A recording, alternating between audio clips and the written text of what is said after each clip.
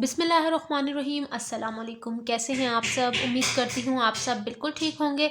आज की वीडियो मेरी सोशल स्टडीज़ की बुक पर है और ये क्लास 5 की बुक है।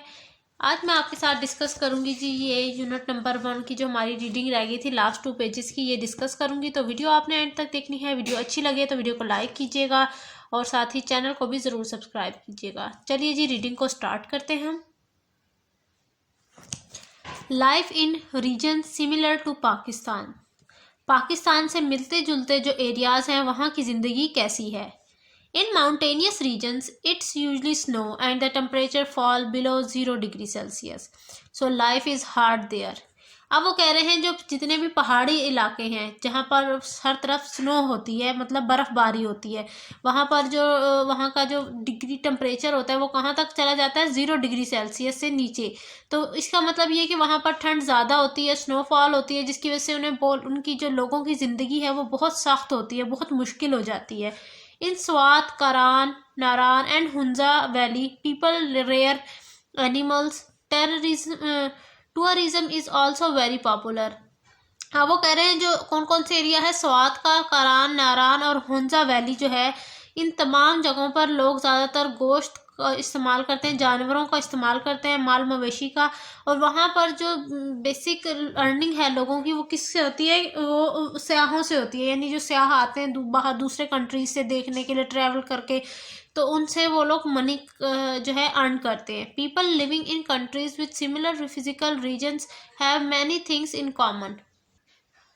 अब जो लोग रह रहे हैं स्वात में, करान में, नारान और हुंजा जैसी वैलीज़ में, ठीक है, जहाँ पर ज़िंदगी थोड़ी मुश्किल है, इसी तरह के कुछ और एरियाज़ भी हैं जो हमारे पाकिस्तान के अलावा और दूसरे ममालिक में भी हैं। फॉर एग्जांपल, अब उन्होंने मिसाल दी है इस तरह से, Nepal is a vast mountainous region, here people make their living through cattle breeding.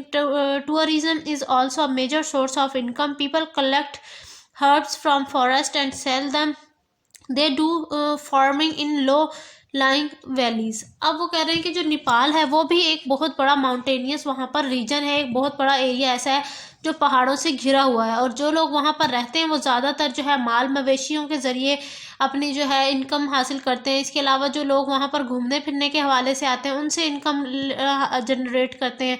साथ ही वहाँ पर लोग जो हैं जड़ी बूटियाँ वगैरह भी हैं वो भी सेल करके उनको बेच कर जो है पैसे कमाते हैं। तो यानी उनकी लाइफ भी सिमिलर टू जैसे नारायण कागान के लोग हैं रहने वाले जिनकी लाइफ मुश्किल है, इसी तरह से वहाँ के लोग भी इसी तरह मुश्किल ज़िंदगी बसर कर रहे हैं। In plain areas most people are engaged in agriculture and industry. Plains are thickly populated area because of good climatic condition and fertile land. अब वो कह रहे हैं, कंपैरिजन कर रहे हैं कि माउंटेनियस एरिया से अगर कंपेयर करें हम प्लेन एरियाज़ को जहाँ पर माउंटेन्स नहीं है, यानी ये जो पहाड़ी इलाके नहीं हैं, जो वहाँ पर के जो लोग हैं वो बहुत खुशहाल हैं। वो खुशहाल इस वजह से क्योंकि वहाँ पर ज़मीन ज़रख़ेज़ है, वो एग्रीकल्चर का प्रोसेस से गुजरते हैं, यानी वो खेती बाड़ी करते हैं। इसके अलावा वहाँ पर बड़ी बड़ी मिल्स हैं, इंडस्ट्रीज़ हैं, तो यानी वहाँ के लोग बहुत ज़्यादा खुशहाल हैं इस वजह से भी। और दूसरी रीज़न ये कि वहाँ का जो मौसम है वो बहुत अच्छा है, यानी गर्मियों में गर्मियाँ भी होती हैं, हल्की हल्की बाहर का मौसम भी आता है, मतलब चारों मौसम उनको देखने को मिलते हैं। लेकिन सिर्फ वहाँ पर इन्हीं वजूहात की वजह से वहाँ की जो पॉपुलेशन है वो ज़्यादा है एज़ कम्पेयर टू जिन एरियाज़ की मैंने आपके साथ अभी जिक्र किया, जैसे नेपाल में जो एरिया है माउंटेनियस और पाकिस्तान में जो माउंटेनियस एरियाज़ हैं। इन Indo Gangetic plans encompassing India and Bangladesh is quite similar to the Indus Plain. Both regions grow kharif crops in summer and rabi crops in winter. Kharif crops include cotton, rice, maize, millet, while rabi crops include wheat, pulses, grain and mustards. अब वो कह रहे हैं जो कि India में और बांग्लादेश में कुछ एरियाज़ ऐसे हैं जो कि इंडस प्लेन के करीब से बहुत ज़्यादा रिजेंबलेंस रखते हैं, बहुत सिमिलर हैं। उन बांग्लादेश में और इंडिया में उन एरियाज़ में ज़्यादातर जो गर्मियों में वो खरीफ क्रॉप्स, यानी खरीफ क्रॉप्स वो क्रॉप्स कौन सी हैं? उनमें कॉटन है, राइस है, मेज़ है, मिल्ट है।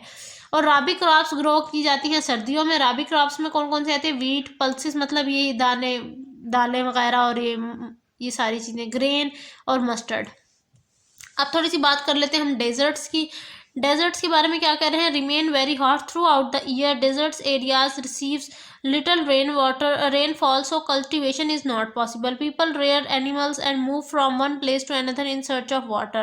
Most Arab countries consist of desert areas. अब वो कह रहे हैं जो ये रहते हैं डेजर्ट्स के अंदर, जितने भी लोग रहते हैं उनकी जो वहाँ पर सारा साल गर्मी होती है और शिद्दत की गर्मी होती है, और क्योंकि गर्मियों की वजह से वहाँ पर बारिश कम होती है, और बारिश ना होने की वजह से वहाँ पर जो कल्टीवेशन है, जो ये मतलब जितनी भी हम वेजिटेबल्स ग्रो करते हैं वहाँ पर ग्रो नहीं हो सकती ये चीज़ें। वहाँ के लोग ज़्यादातर जो है जानवरों पर मुनहसर करते हैं और एक जगह से दूसरी जगह पानी की तलाश में जाते हैं, क्योंकि वहाँ पर पानी की कमी होती है, क्योंकि वहाँ पर रेनफॉल नहीं होती, रेनफॉल ना होने की वजह से।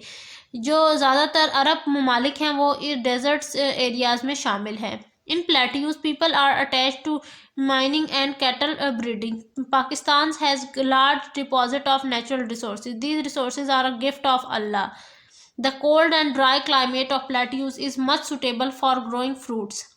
अब वो प्लेट्यूज के बारे में थोड़ा सा बता रहे हैं कि वहाँ के लोग कैसे होते हैं। वहाँ के लोग जो है वो ज़्यादातर माइनिंग का प्रोसेस से के ज़रिए कमाते हैं, और इसके अलावा कैटल ब्रीडिंग यानी ये माल मवेशियों की ब्रीडिंग वगैरह के सिलसिले में कमाई करते हैं, अपने पैसे हासिल करते हैं।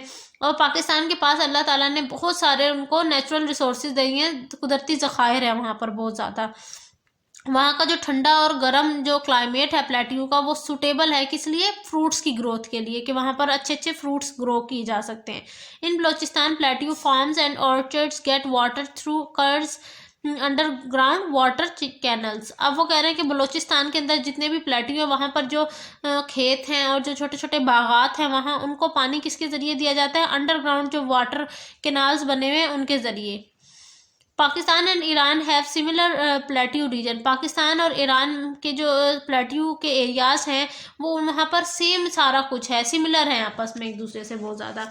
और लास्ट हमारा टॉपिक है inter dependence. Each region of Pakistan has its distinct natural resources. If one region is rich in mineral, the other region is blessed with water resources. वो कह रहे हैं पाकिस्तान के हर एरिया की अलग अलग खसूसियात है, अलग अलग अल्लाह ताला ने उन्हें कुदरती ज़खायर से नवाजा है। जैसे अगर एक रीजन में मिनरल्स बहुत ज़्यादा है तो दूसरे एरिया में आप देखेंगे पानी की बहुत ज़्यादा जो है पानी मौजूद है। In a similar way, if one region is rich in desert forest, then the other region has ideal climate for growing crops. अगर इसी तरह से देखा जाए तो अगर किसी एक एरिया में दरख्त बहुत ज़्यादा है, बहुत ज़्यादा जंगलात हैं, तो दूसरे एरिया में क्या हमें मिलता है, वहाँ पर क्रॉप्स ज़्यादा हैं, फसलें ज़्यादा ग्रो हो सकती हैं। All the regions are dependent on one another for their need. हर रीजन एक दूसरे से ताल्लुक़ रख रहा है, एक दूसरे की जो है ज़रूरत पूरी कर रहा है। तो ये थी जी मेरी आज की वीडियो। आई होप आज की वीडियो आपको अच्छी लगी होगी, जिसमें हमने आज यूनिट नंबर 1 फिजिकल रीजन्स की जो रीडिंग है वो मुकम्मल कर ली है। इंशाल्लाह नेक्स्ट वीडियो में आपके साथ में lesson number 2 latitude and longitude की जो रीडिंग है वो शेयर करूंगी। तो मिलती हूँ नेक्स्ट वीडियो में, तब तक के लिए अपना बहुत सारा ख्याल रखिएगा, मुझे दुआओं में याद रखिए। अल्लाह हाफिज़।